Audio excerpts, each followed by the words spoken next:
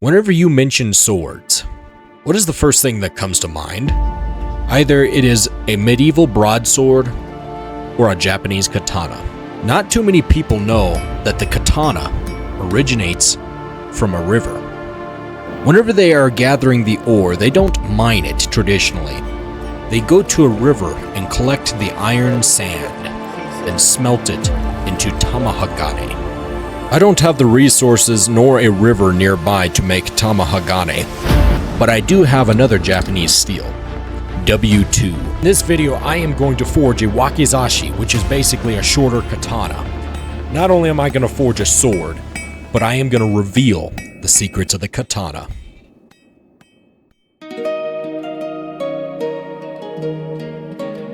The origins of the katana were from China. Yes, China. Let me explain. The Chinese had a sword called the jian. It was a long, double-edged, straight sword using almost the identical techniques in crafting the katana. As different provinces in Asia migrated east, eventually they settled in Japan, as far east as they could settle. In the beginning of Japan, they didn't have a lot of iron ore in the mountains. As the Chinese was developing their metallurgy, Japan was still in the Bronze Age. Over time, they discovered the rivers were rich in iron sand.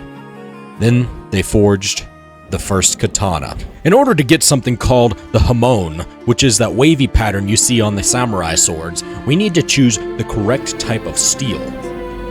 I happen to have large lengths of W2 from Texas knife steel. Much like refined tamahagane, W2 is a water-quenching steel, which means I have to be very careful in the quench and be very careful forging this thing and not to get it too cold.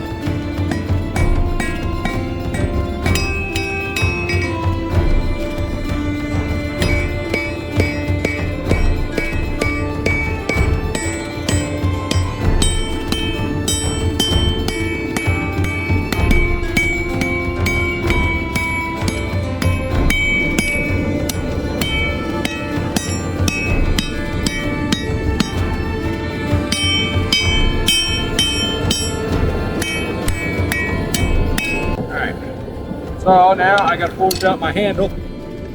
Well, not the handle forged out, but the handle I'm using has to be turned into the blade. I wonder if anybody can play drums with an anvil.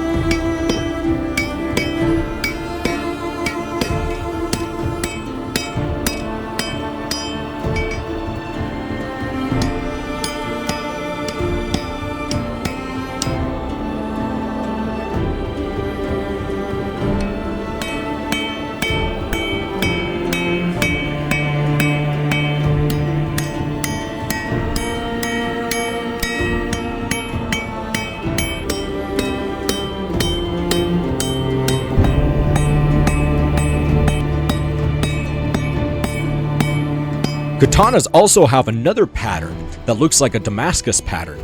How they get that is by folding the block of tamahagane multiple times.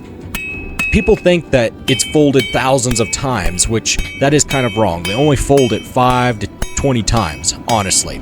But by doing that, every time they do fold it, it creates more and more and more layers. So yes, there is hundreds or even thousands of layers in some katanas, but they don't fold it thousands of times.